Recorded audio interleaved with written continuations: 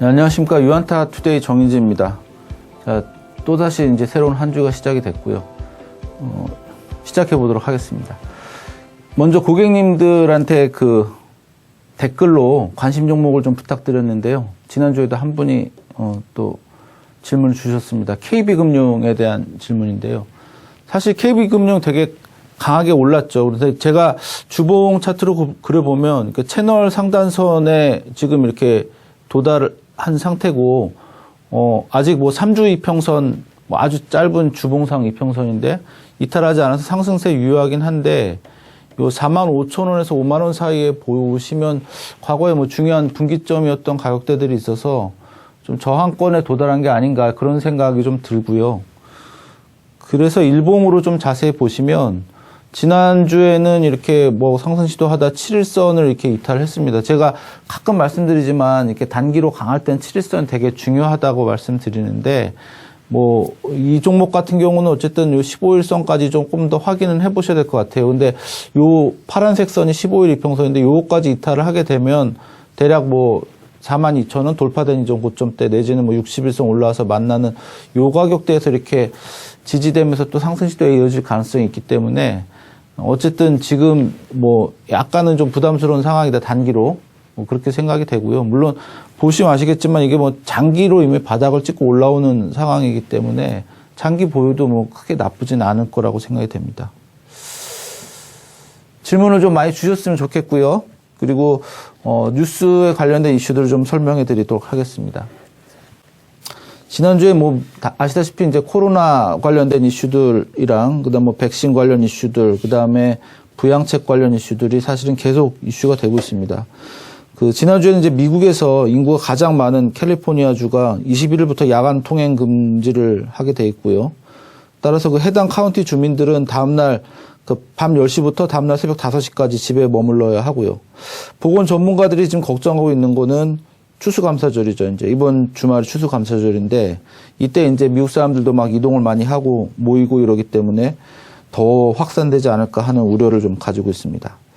다음 백신 관련 뉴스인데요. 화이자와 독일 바이오엔테크가 코로나19 백신 중 처음으로 미국 FDA 긴급 사용 승인을 신청을 했는데요. 12월 중으로 이제 승인을 획득을 해서 본격적으로 백신을 배포할 수 있을 것이다라고 얘기를 했고, 또 글로벌 제약사인 아스트라제네카랑 영국 옥스퍼드 대학이 함께 개발 중인 백신도 몇 주 안으로 임상 3상 결과를 공개할 것이라고 그러고, 다국적 제약사 존슨앤존슨이 개발 중인 백신도 1월 초에 임상 결과를 내겠다고 했습니다. 근데 백신 결과가 이렇게 잘 나오는 거 좋긴 한데 이거를 이제 뭐 게임 체인저다라고 보기에는 좀 어렵다라는 거는 시장의 중론인 것 같고요. 아마도 예상대로 된다면 한 내년 5월 상반기 후반 정도 되면 미국 같은 데서는 뭐 집단 면역이 좀 생길 거다 이런 얘기들을 하고 있는데 그 이전에도 변수가 굉장히 많습니다. 다음 이제 그 부양책 관련 뉴스인데요. 약간 혼란이 있었습니다. 지난주에 그 미국의 그 추가 경기 부양책 논의가 협상 논의 재개 합의했다고 민주당에서 밝혔는데 다음 날 또 바로 그 폴리티코 등 주요 외신에 따르면 공화당에서는 그 부양책이 아니라 예산안에 관련된 것이었다라고 반박을 했습니다.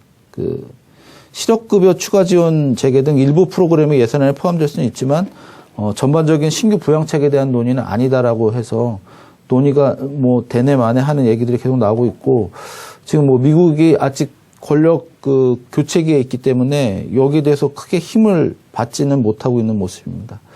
반대로 또 걱정되고 있는 모습들이 좀 있는데, 그 CBS에서 이제 18일 날 보도한 거에 따르면 크리스마스 바로 다음 날인 12월 26일 날 1,200만 명의 실직자의 지원이 끊기는 사태가 발생한다라고 보도를 했습니다. 이는 경기부양 패키지법에 따른 실직자 지원 사업 2개가 12월 26일로 이제 만료되기 때문인 거고요. 진보적 연구단체라고 하는 센츄리 재단에서는 이날 그 발표된 보고서에서 어쨌든 뭐 이런 숫자들이 이제 12월 26일 이후로 1,200만 명 정도 실직자 지원이 끊긴다 이런 얘기가 나왔습니다. 그래서 지금 그 부양책 협상의 논의가 되게 지지부진하긴 하지만 만약에 이제 이 상태로 그냥 크리스마스를 맞아버리면 미국은 좀 사실 감당하기 어려운 일들이 벌어질 거고요. 시장에도 그만한 충격이 있을 거기 때문에 그것이 어떤 또 신규 부양책 논의에 대한 압력이 되지 않을까라고 생각이 되고요. 어쨌든 이런 이슈가 있다는 건 좀 아시고 계시면 좋을 것 같습니다. 다음으로 경제지표에 대해서 좀 말씀드리도록 하겠습니다. 경제지표도 계속 좀 슬로우 다운 하고 있는 게 아닌가 이렇게 생각이 되고요.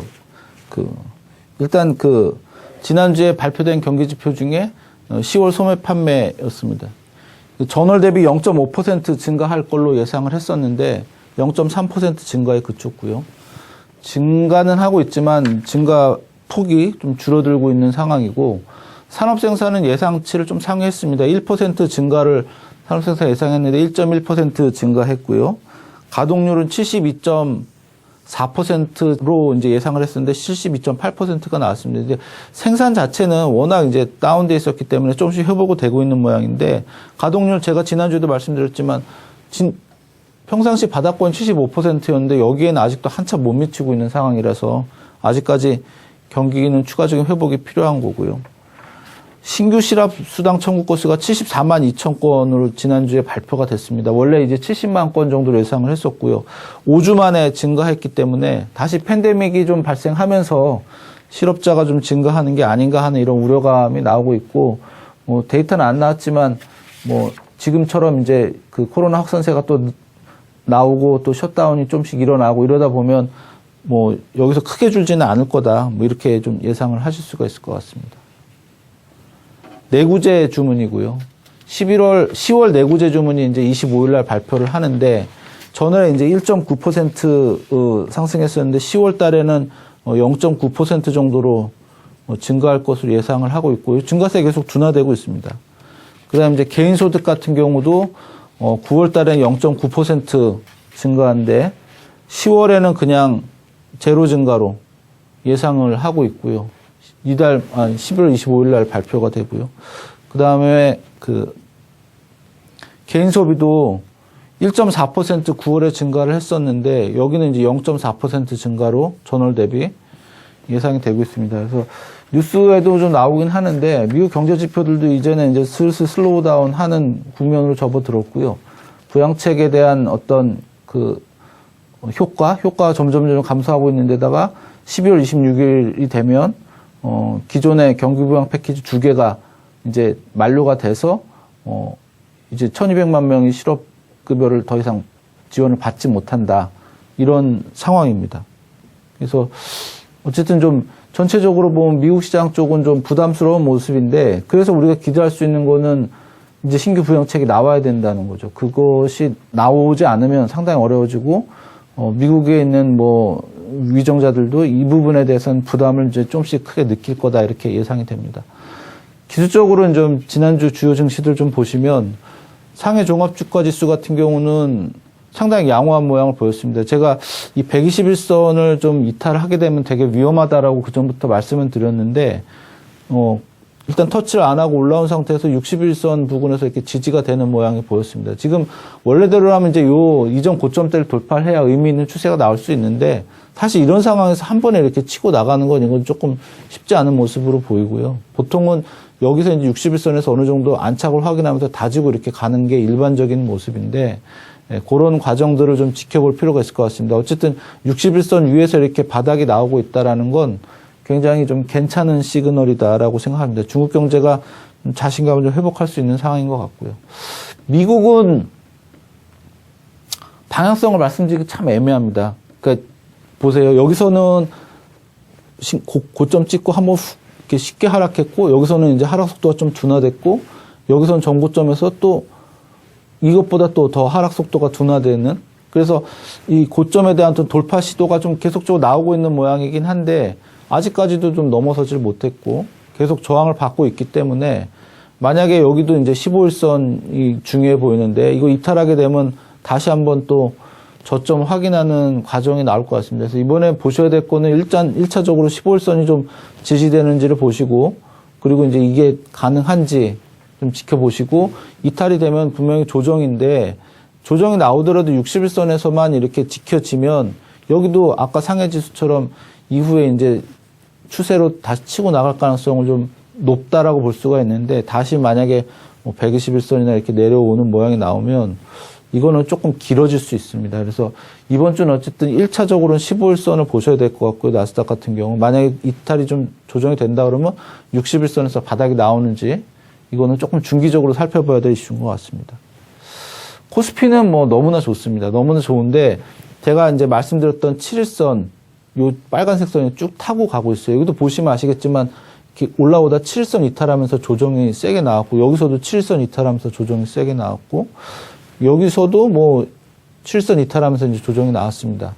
그래서 아직 단기 상승이 굉장히 유효한 상황인데 요 목표치로 보면 요거 크기만큼 이렇게 올라갈 수 있다라고 보면 숫자에 나와 있지는 않지만 이제 2630포인트 정도가 목표가 됩니다. 그래서 일단 추세 이어진다면 그 정도 보자.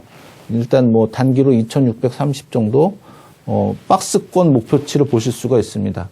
그런데 만약에 요 7선 이탈하게 되면 사실은 그럴 가능성이 좀 줄어들게 돼 있고요. 조정이 진행될 수 있는데 만약에 조정이 진행되면 2450 요 돌파된 데가 지지대가 되면서 다시 상승 시도에 이어질 수 있겠죠. 그래서 일단은 코스피는 단기 추세 굉장히 유효하고요. 7선 지지되는지 보시면서 대응하시면 될 것 같고요.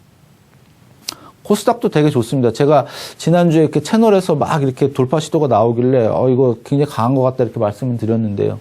일단은 880포인트가 저항이고 그다음에 905포인트 정도가 저항입니다. 여기도 마찬가지로 61선 이미 이렇게 누웠기 때문에 물론 이렇게 조금 상승 전환하긴 했지만 바로 이렇게 막 치고 나가는 건 좀 어려울 것 같습니다.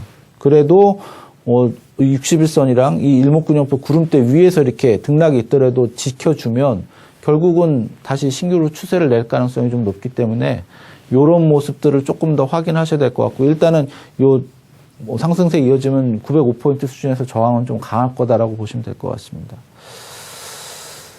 그래서 이번 주도 뭐 보시면은 사실 좀 부담이 있는 부분도 있고요. 그렇지만 시장이 아직까지는 좀 견조한 모습 있기 때문에 뭐 위쪽으로 보는 게 맞는 상황이다라고 생각은 되는데 특히 미국 쪽에서 부양책에 대한 이슈들 어떻게 해결되는지 잘 좀 보셔야 될 것 같고요. 또 말씀드렸듯이 댓글에 관심 종목 좀 남겨주시기 바랍니다. 기술적 분석 통해서 커뮤니케이션 활발하게 하도록 하겠습니다. 예, 우리 모두 부자가 되는 그날까지 유튜브 여러분과 함께 하겠습니다. 감사합니다.